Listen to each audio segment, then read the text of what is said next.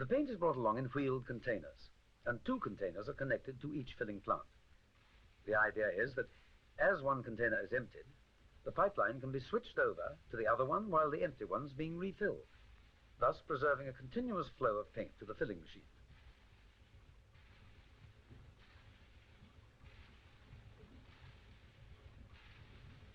The empty tins are placed on a platform with this very neat non-crowding device.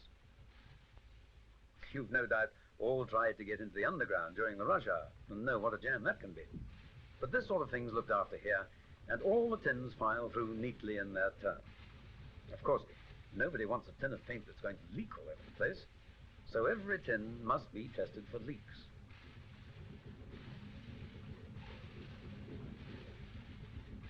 As the tins file down, they're picked up on this circular machine, and a vacuum is applied to the tin so that it's held to the top plate.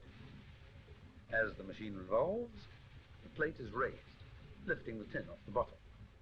Of course, if the tin leaks, it will not cling to the plate, and therefore will not be lifted and is rejected. The good tins pass over the rejection step, the vacuum is released, and they pass into the filling section, where they're filled with the correct amount of paint.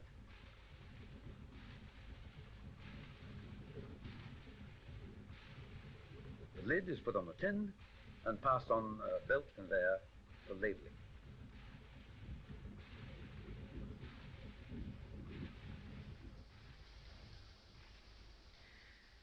But of course, not all our paint goes into these small packs. Paint used for industrial and commercial purposes is filled into 40-gallon drums, which are filled by weight, direct from the mixers. The label denoting the batch and colour has been put on. They then take another short journey and are put into cartons.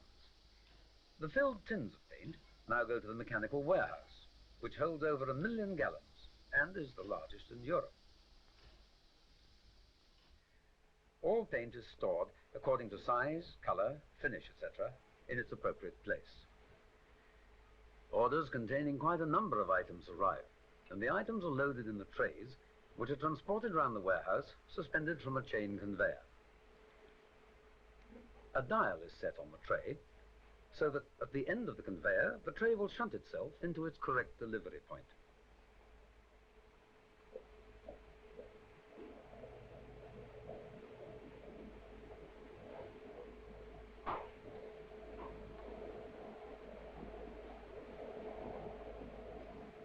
Due to the peak period nature of the work, there are times when there are more orders circulating than can be dealt with in the packing department.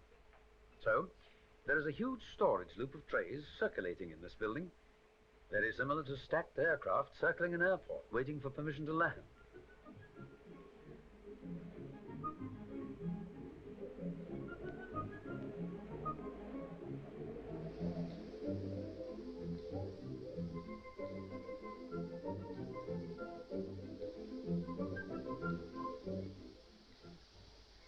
As the pressure dies down at the far end, each tray comes off the storage loop, and the preset dial automatically guides it to the correct delivery point.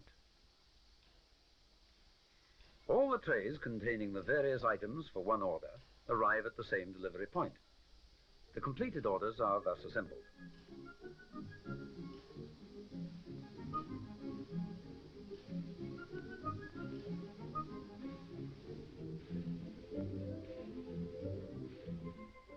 From here, they are then taken to the dispatch department, ready to be put onto lorries for their ultimate destination.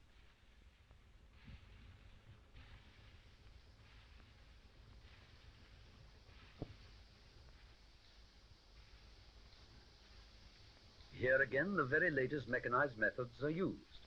When each lorry load is assembled alongside a conveyor, the orders are placed on it and taken outside to the loading bays.